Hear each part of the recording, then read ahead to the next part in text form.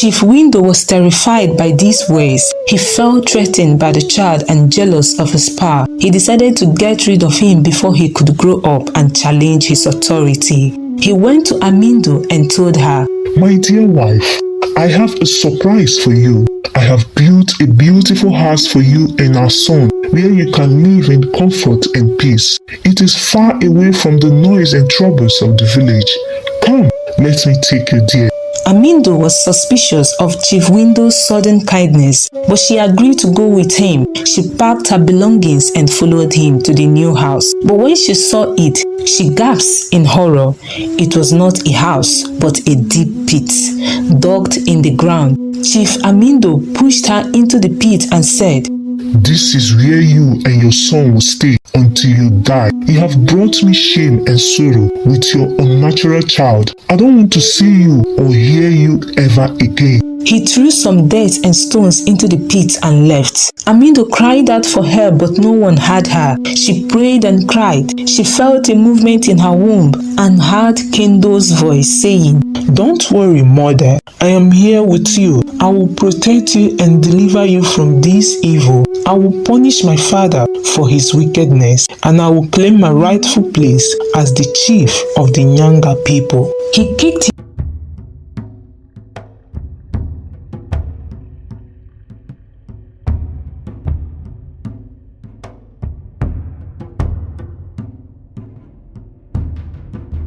Long ago, in a land of green hills and fertile valleys, there lived a chief named Window.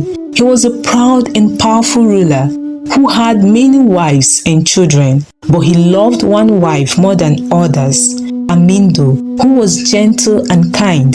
Amindo had a secret wish in her heart to have a son who would inherit the chiefdom after Chief Window.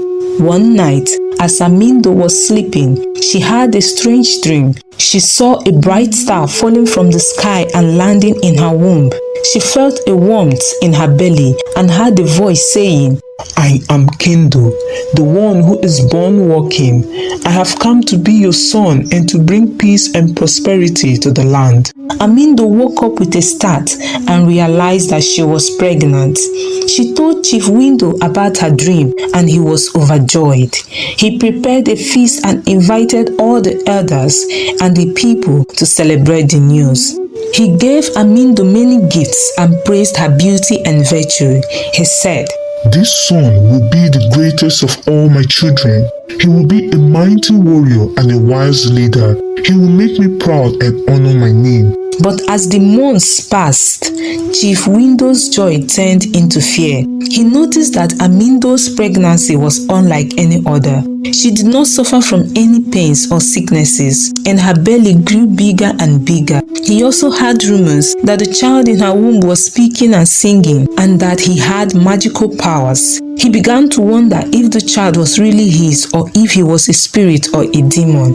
He consulted the diviners and the sorcerers, who told him that the child was indeed a special one, sent by the ancestors to bring a new order to the world. They said, "This child is not like other children. He is a special human. He will challenge the old ways and the old rulers. He will bring change and transformation. He will be a blessing or a curse, depending on how you treat him." Chief Window was terrified by these words. He felt threatened by the child and jealous of his power. He decided to get rid of him before he could grow up and challenge his authority. He went to Amindo and told her, "My dear wife, I have a surprise for you. I have built a beautiful house for you and our son, where you can live in comfort and peace. It is far away from the noise and troubles of the village. Come, let me take you there." Amindo was suspicious of Chief Window's sudden kindness, but she agreed to go with him. She packed her belongings and followed him to the new house. But when she saw it, she gasped in horror. It was not a house, but a deep pit, dug in the ground. Chief Amindo pushed her into the pit and said, "This is where you and your son will stay until you die. You have brought me shame and sorrow with your unnatural child. I don't want to see you or hear you ever again." He threw some dirt and stones into the pit and left. Amindo cried out for help, but no one heard her. She prayed and cried. She felt a movement in her womb and heard Kendo's voice saying, "Don't worry, mother. I am here with you. I will protect you and deliver you from this evil. I will punish my father for his wickedness, and I will claim my rightful place as the chief of the Nyanga people." He kicked his way out of her womb and emerged into the pit. He was not a baby, but a young boy with a bright smile and confident gaze. He wore a conical hat made of leopard skin and carried a magical fly wings that could do anything he wished. He looked around the pit and said, "This is no place for us to live. Let us go out of here and see the world." He used his fly wings to make a hole in the wall of the pit and climbed out with his mother. He saw the sun and the sky and felt the wind and the rain. He said, "This is a beautiful world. I want to meet the people and the animals and everything therein. I want to know who I am and why I am here." He took his mother by the hand and set off on a journey. Along the way, he met many friends and foes who helped him or hindered him. He faced many dangers and difficulties, but he overcome them all with his courage and cleverness. He learned many secrets and skills that made him stronger and wiser. He also learned to love and respect his mother, who was always by his side, supporting him and guiding him. One day, he came across a herd of cows grazing in a meadow. He saw one cow that was different from the others. It was white and shiny and had horns that sparkled like jewels. It looked at him with a gentle and friendly eye and said, "Hello, Kendo. I've been waiting for you. I am your messenger, prepared before you were born, to be your companion. I can give you milk and meat, and I can also fly and talk. I can help you in your quest, and I can teach you many things." Kendo was delighted to meet the shining cow, and he welcomed it as his friend. He said, "Thank you, shining cow. You are a wonderful gift. I am glad to have you with me. You can call me Kendo, the one who was born walking. I am on a quest to find my father and to become the chief of the Nyanga people." The shining cow said, "I know your father, and I know your destiny. Your father is Windu, the chief of the Nyanga people. He's a cruel and selfish man who tried to kill you and your mother. He does not deserve to be the chief, and he does not love you. You are the true heir to the chiefdom, and you have the power and the right to take it from him. But you must be careful, for he will not give up easily. He will try to stop you and harm you with his tricks and his warriors. You must be ready to face him and to prove yourself worthy of the throne." Kendo said, "I am ready to face him and to prove myself. I have the power and the right to be the chief, and I will not let him stop me. But I also want to know him and to understand him. I want to know why he did what he did and if he has any love for me. I want to know if he can change and if we can be a family." The shining cow said, "That is a noble and a brave wish, Kendo. You must be prepared for the worst and hope for the best. Your father may not be willing to change or to love you. You may have to fight him and to defeat him. You may have to choose between your duty and your heart. But whatever you do, remember that you are not alone. You have your mother and you have me. You are Kendo, the one who is born walking. You are a hero and a leader. You are a special human. You are a son and a father. You are all these things and more. You are Kendo and you are great." With these words, the shining cow flew into the air and carried Kendo and his mother on its back.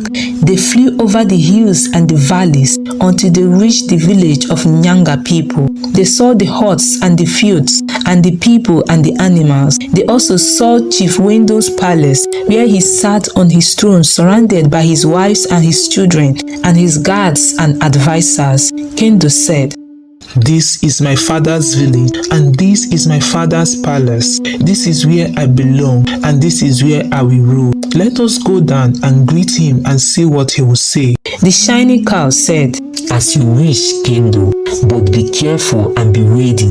Your father may not be happy to see you, and he may not welcome you. He may try to hurt you or to trick you. He may not recognize you or acknowledge you. He may not respect you or honor you. He may not love you or forgive you. He may not be your father but your enemy. Kendo said, I understand, shining cow, but I will not give up and I will not be afraid. I will be strong and I will be smart.